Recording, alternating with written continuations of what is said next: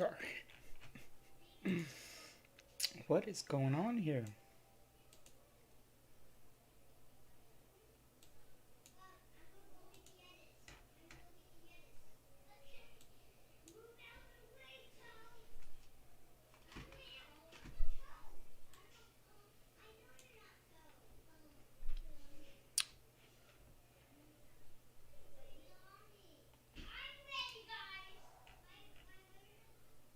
Something is going on here.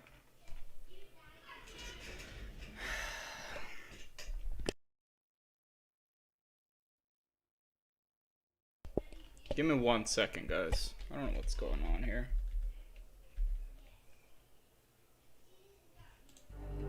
Okay. Are we good?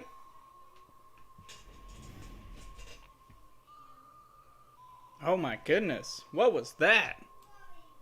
Okay, yeah, we good now. Whoa. That was weird. What's going on, everybody, man? What's going on? That was really weird. I don't know what was going on. All right.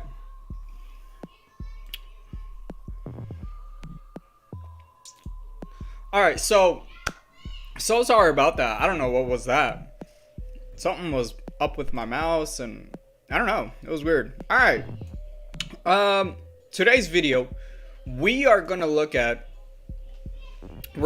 these new commanders coming out very soon. They're actually available, but after reset today at 7 p.m. Eastern time, I noticed Ark of Osiris was up, and then the next MGE was up. And I took a look at it, and as you can see, the new commanders up here, Moctezuma, I believe the first. So they're actually available, where we can actually look into their skills and stuff. So that's what we're gonna go ahead and do today. We're gonna go ahead and dedicate this video to those two new commanders. Pretty cool. Moctezuma the first, they're here, and TRAJAN here. Pretty sweet. So let's look at this. Let's see what we got here in our hands. Moctezuma the first, leadership, peacekeeping, and skill. And I mean, leadership, I mean, it's not really the greatest. Peacekeeping, I mean, we have a lot of those. I think skill is the best thing with this guy. I mean, look, the reason why I'm saying this is because we have a lot of peacekeepings. We really do. And I think we have enough peacekeepers with different skills and things like that. But I would personally like if Rise of Kingdoms would focus more into battle commanders, like like infantry, calves, archers, things like that, because this is a war game, of course, but I mean, it's okay. This commander is useful, I believe. And as we all know and understand that every commander has his place and his position, the question really comes down to, do we use that commander frequently? And it just depends on his position. But yeah, again, when I see something like this here with these skills here, leadership, peacekeeping, and then the skill, I tend to use that commander as a secondary if I decide to invest. Now, I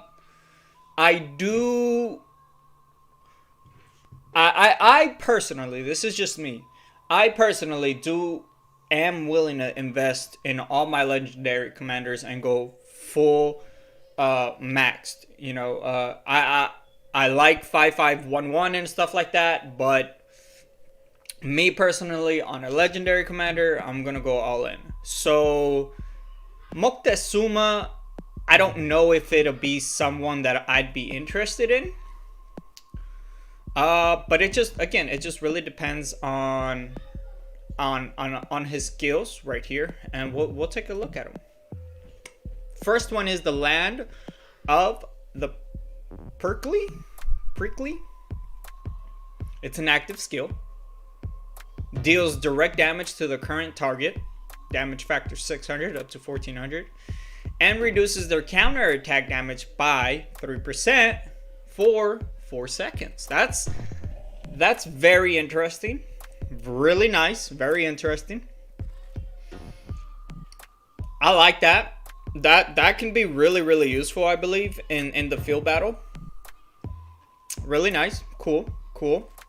This is the Barbarian skill for peacekeeping. Flower War. Troops led by this commander deal 10% increased damage to barbarians. Both commanders gain 5 is increased experience. Attacks against barbarian have a 10% chance to reduce the target's health by 20% for 3 seconds. This effect can trigger at most once every 3 seconds. That's a lot. The experience bonus is 25. That's pretty much the common one for the most part. Lohar, Mulan has the highest one. I think it's 95. And Lohar has 70 or 75. But I mean 25 is not too bad. And like I said, we have a lot of peacekeepers. So if you're going to invest in this commander, the best thing to invest him for, I think, would be for field battle, if he's worth it. And again, the reason why I say that is because we have a lot of peacekeepers. We really do. All right, let's check out this third one. Jaguar Warrior. Troops led by this commander gain 2% increased march speed and 5% increased attack when performing a normal attack against a target inflicted with a reduced health debuff. Troops led by this commander get healed, healing factor 300. This effect can trigger at most once every 5 seconds. Now that's pretty cool. Every 5 seconds, I think it's good. The battles on the open field don't last long, because once your enemy notices that you're beating them or defeating them or overcoming them, they eventually tend to recall their troops. So I think 5 seconds is good. The march speed is really nice. The attack bonus, always awesome. Healing factor 700 is okay. I think 1,000 would be better. But I'm seeing this commander as a secondary commander so far. That's just my opinion. But right now, with what we're looking at, it looks like he would be a second commander with these skills. All right, now let's look at the fourth one. Triple Alliance.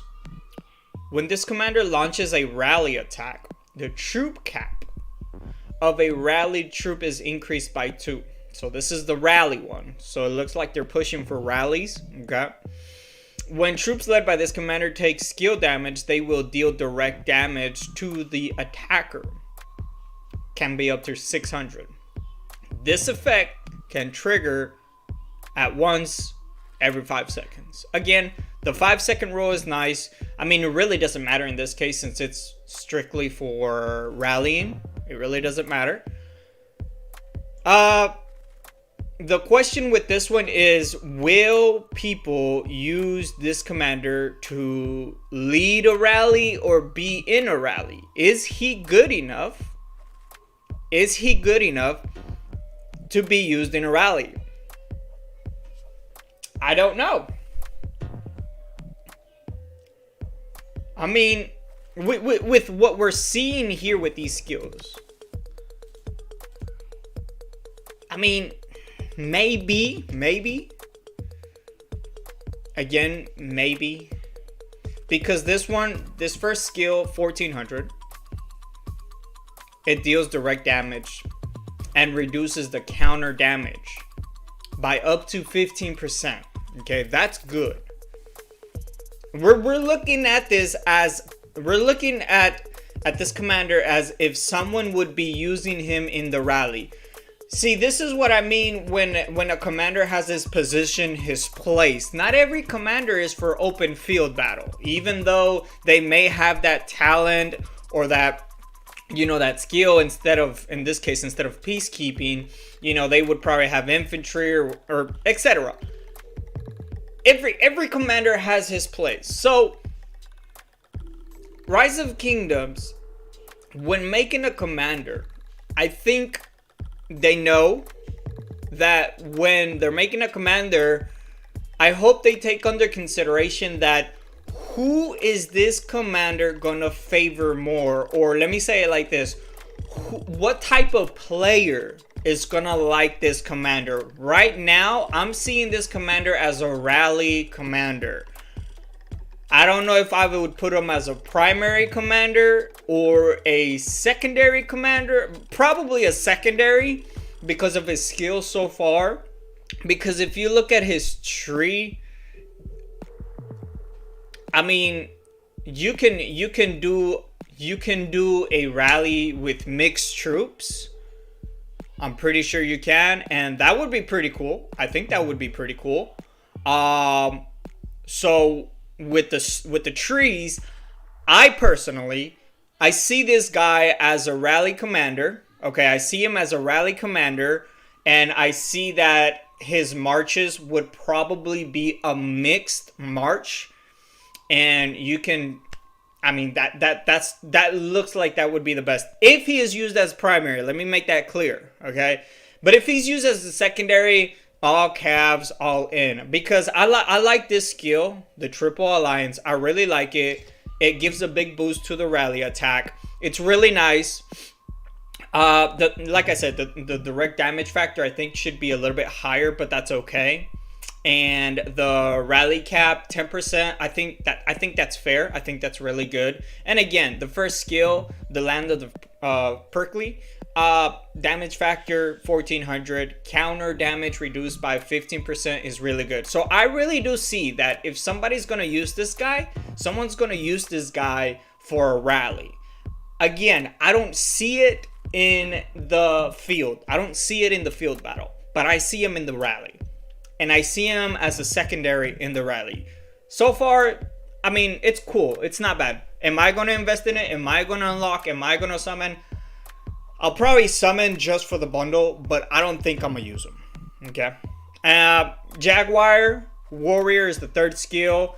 Again, I'm just going to go back and just overview very quickly for everyone who's joining us. Jaguar review. This increases your march, your attack, and your healing.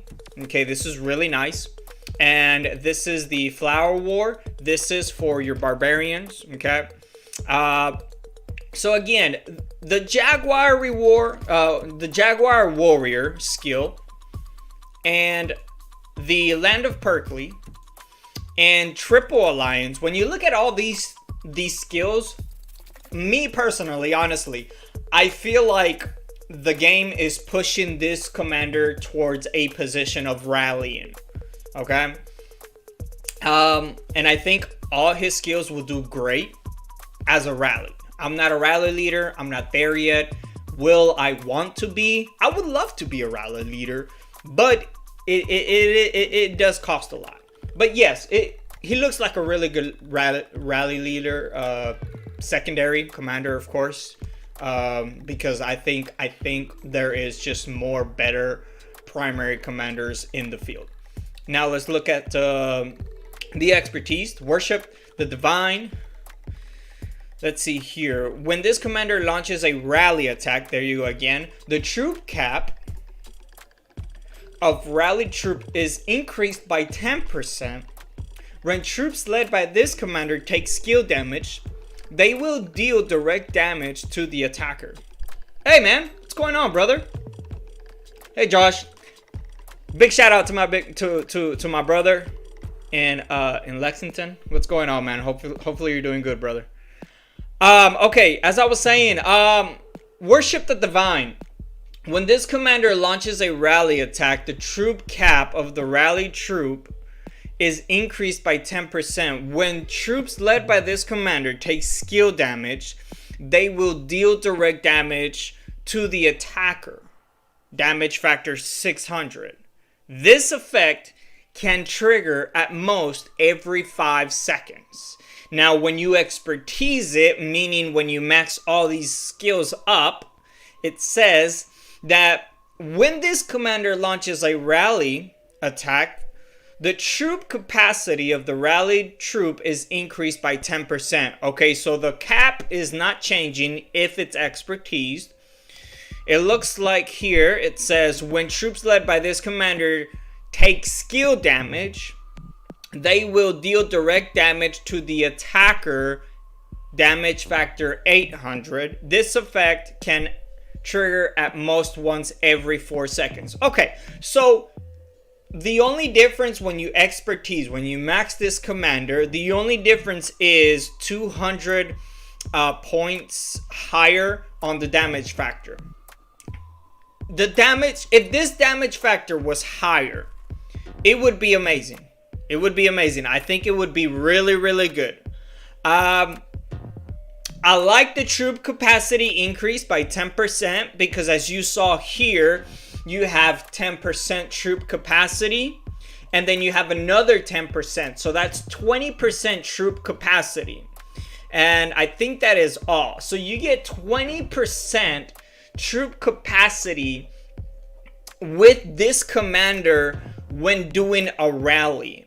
And when this commander takes skill damage from the enemy, they will deal damage direct to the attacker 800 points.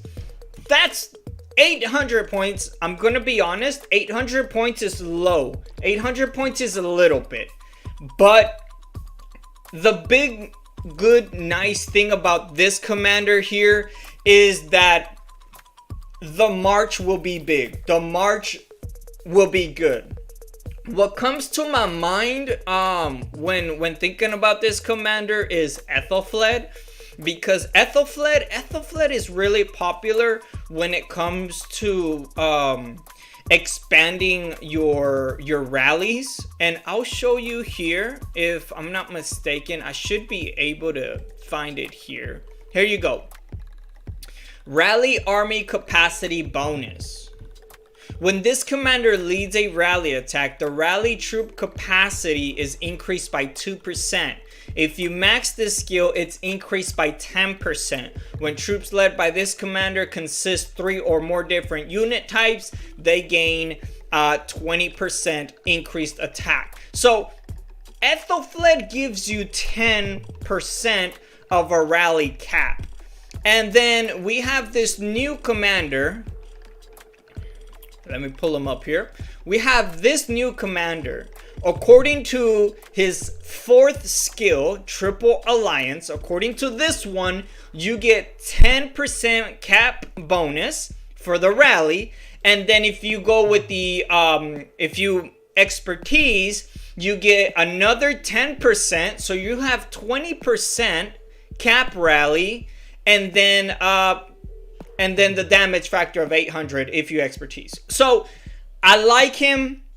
I like him because his position, this guy's position, his place in the Rise of Kingdom in the game is a rally commander. I think we need more rally commanders. I may be wrong, and I do apologize if I'm wrong. But I think this guy is good for a rally. I like the cap. 20%. I think that's fair. I think that's good. This skill is really going to help the rally, the march speed, the attack bonus, and a healing factor. When I look at this, I think of Attila.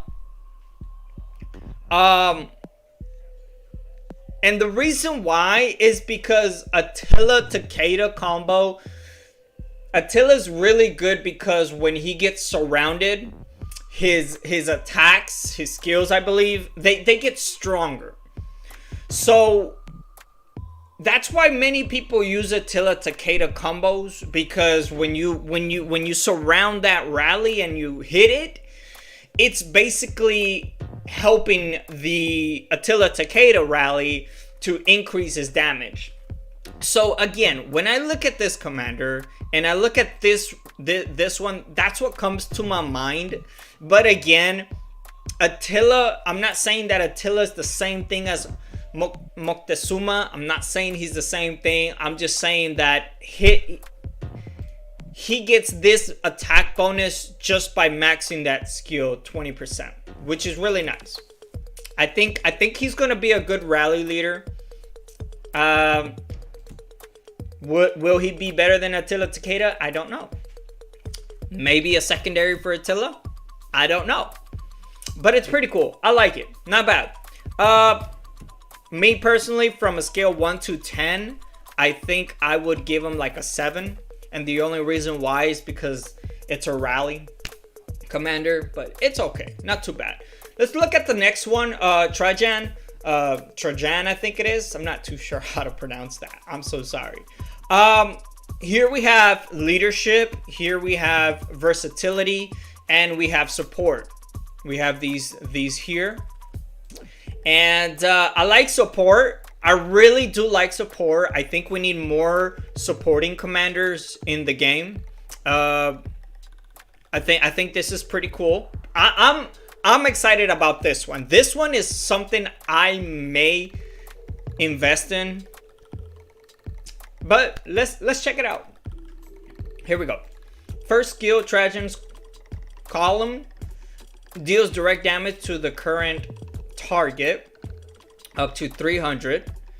Troops led by this commander and nearby allied troops gain 10% increased skill damage for, let me see, for 3 seconds, okay, and rage per second. And 15 rage per second. It can be 40. However, it says incoming damage is increased by 25% for 3 seconds. Wow. Okay. This is huge. This is huge. I have not seen something like this. And I probably missed something, but the way the game, the way Rise of Kingdoms, the way Lilith is explaining this is we need to be careful with this. Because this is pretty sweet. This is nice. Troops led by this commander and nearby allied troops. Allied troops gain 10%. They can gain up to 25% increased skill damage. Not normal damage. Your skill damage for 3 seconds. Imagine yourself with this commander and then a YSG next to this guy.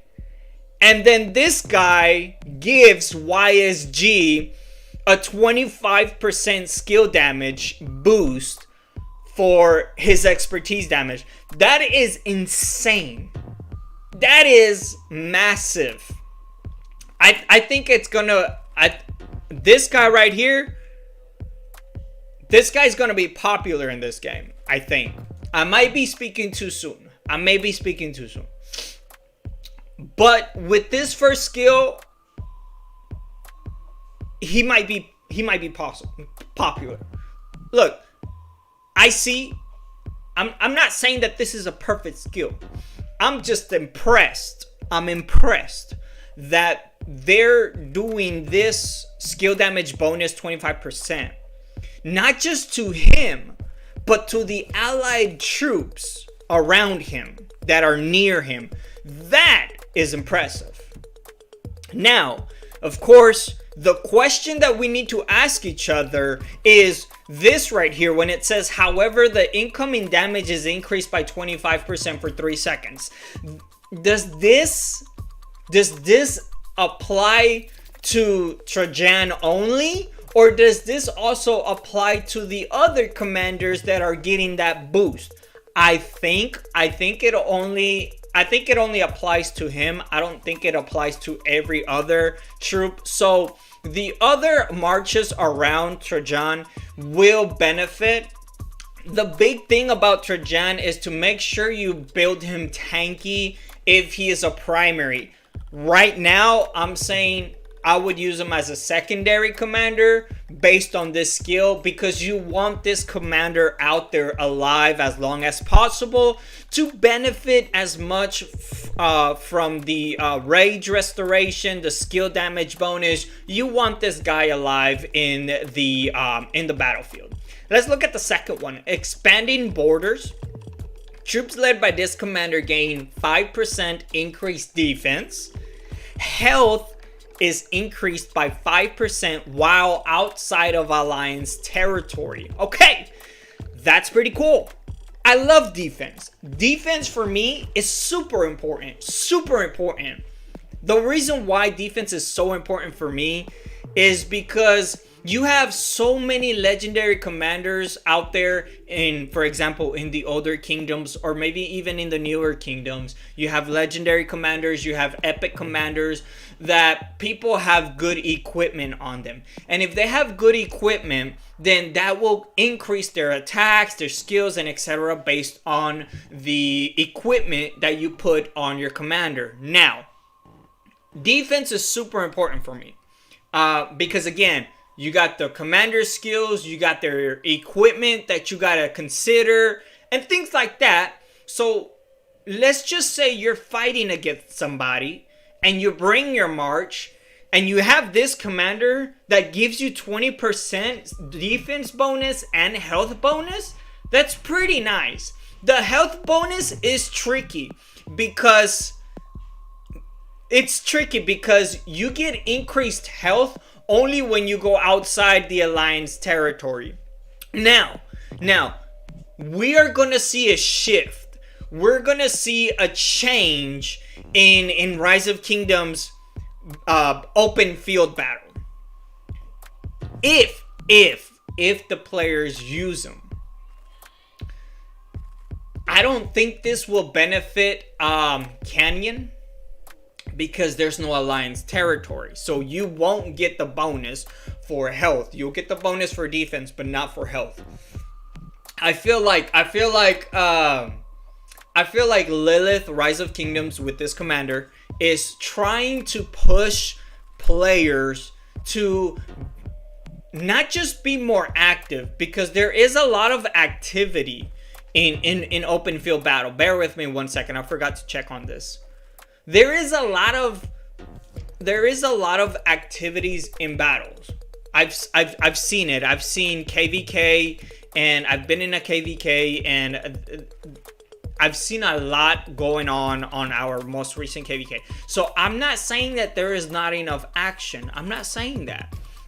What I'm saying is that when you see a battle in this game, people tend to bring their marches back into their territory and try to bring their enemy into their territory. And the reason why they do this is so they can get the bonus of attack, defense, and health that the Alliance territory gives you. And I get that. I really do get that. But the thing is, we limit ourselves when it comes to battling.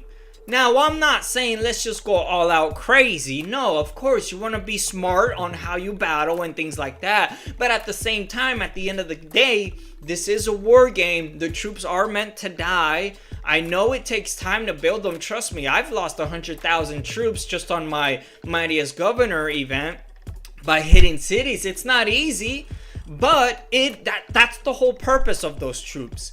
And when I read this health bonus increase skill or upgrade, I feel like the game is trying to push people to not depend so much on your territory. Go ahead and put your commanders to the test. I like this skill, really nice so far. If I would use this guy, I would max skill this first skill, make it a 5, and then I would do this one as well because I love the defense bonus. It's really nice. So far so good. Really nice, really interesting commander and his skills. Let's look at this third one. The Great Expeditions. Troops led by this commander gain 2% troop capacity. This is nice and different. We don't see a lot of commanders that give the troop capacity. And if I'm wrong, I do apologize. But this is nice. I love troop cap. When troops led by this commander consist of 3 or more different unit types, cavs, archers, and infantry. Those are your 3 different unit types. It says that they will deal additional direct damage to the current target when the active skill is used. Damage factor 300 points. And increase damage dealt to the target by 5% for 3 seconds. So it increases damage to the target by 5%, which can be 20% for 3 seconds. Okay, this skill is really nice. The only downside is that you have to have 3 different unit types if you want to do the damage factor, and if you want your damage to be increased by 20%.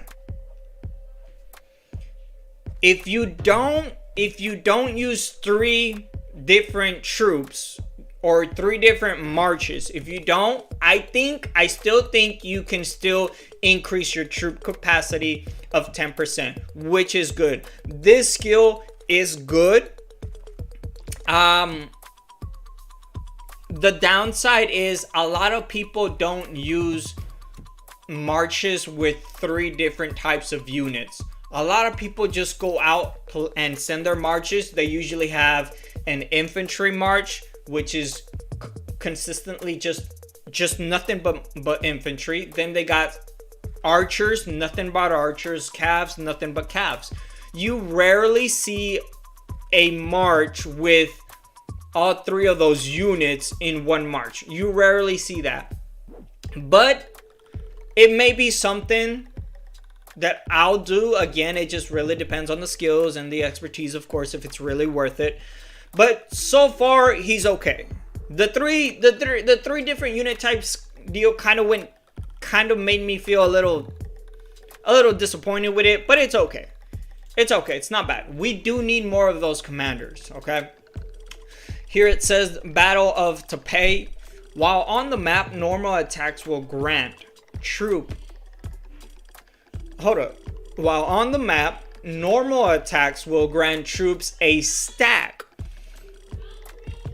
of 6% increased defense for 10 seconds. With the duration resetting each time a new stack is gained. Stacks up to 10 times. This effect can trigger at most once every 8 seconds. Okay. This is nice. This is really, really nice. This can stack up to 10 times. And this is a defense bonus. And then you got defense bonus here. You have 20% defense bonus there. And then you have defense bonus here that can stack up to 10 times. That is really nice. This is a really tanky commander. He looks really tanky, really solid. I really like this guy. Let me see how can you obtain this commander? I forgot how to check. I know what is it? I know he will be summoned in the Mightiest Governor. Oh yeah, you click there. Oh, wheel. Okay, so this commander is going to be available in the Wheel of Fortune. I wish he was available for Mightiest Governor. This guy is available in the Mightiest Governor. I see what you're doing, Lilith. I see what you're doing. Alright, so, okay. I really like this commander. And I think a lot of people like this commander. And I think a lot of people are going to spin it. Me included. Maybe. Let's keep looking. 5 good emperors. Without expertising, it says deals direct damage to the current target 300, damage factor 300. Troops led by this commander and nearby allied troops gain 25 increased skill damage for 3 seconds and 40 rage per second. However, incoming damage is increased by 25% for 3 seconds. If you expertise it, deals direct damage to the current target 400 damage factor. Troops led by this commander and nearby allied troops gain 30% increased skill damage for 3 seconds and 50% rage per second. However, incoming damage is increased by 25% for 3 seconds. Okay, so not bad, not bad. I really like that the commander and nearby allied troops gain 30% increased skill damage. I really like that. I really do. The only thing that I don't like is that the incoming damage, the damage that they do to you, is increased by 25% for 3 seconds. Now, the really downside is this is one skill, and then you look at the first one. The first one is the same thing. It says, however, incoming damage is increased by 25% for 3 seconds. So every 3 seconds, if you max this, every 3 seconds, you are the incoming damage is 50%. It's something to really think about, but at the same time, it just really depends how you build Trajan. I really like this commander. He's gonna be in the Wheel of Fortune. I may summon this guy and actually get him. I really like him. I don't like that that his damage, his direct damage factor is so low. 300, 400. Let's see where else it's at. Here you see 300. And here you see 300. So it's really low. I think this commander would probably be good as a secondary commander and use someone else as a primary. I would use a tank, maybe Richard, maybe Charles Martel, but I would probably lean more towards Richard the First, the Lionheart, and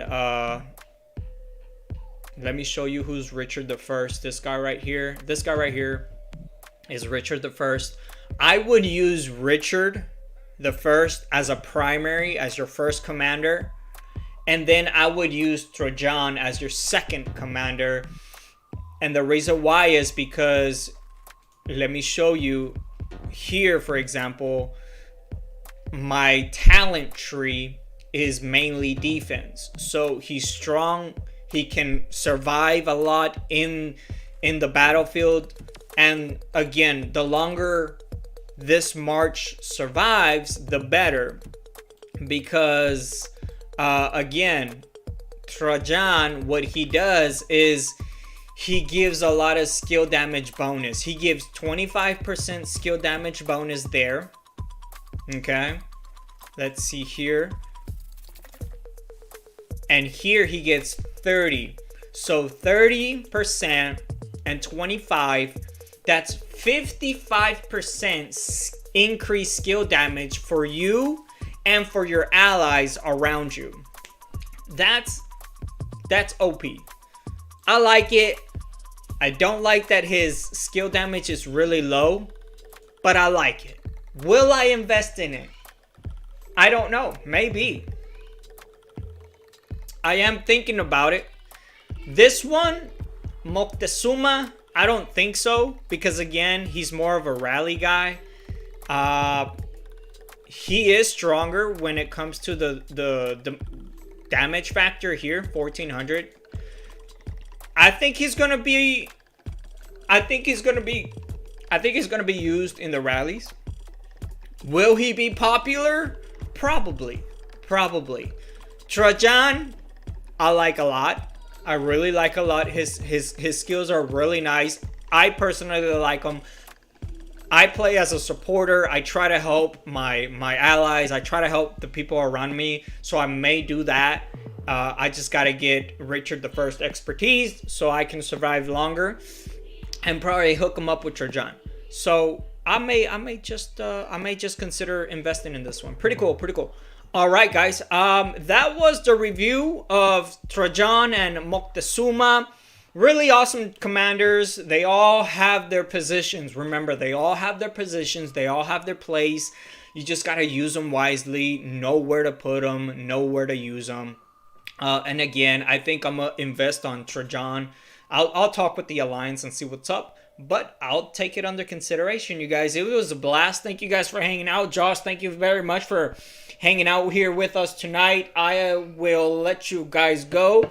Go eat my wife's tacos. I've been eating that here before the stream.